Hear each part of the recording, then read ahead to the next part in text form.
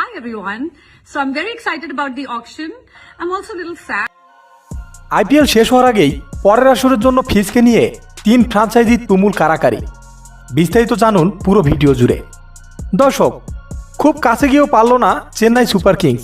18 তারিখে প্রথম রাউন্ডে নিজেদের শেষ ম্যাচে রয়্যাল চ্যালেঞ্জার্স ব্যাঙ্গালুরুর কাছে 27 রানে হেরে গেছে মোস্তাফিজুর রহমানের দল চেন্নাই।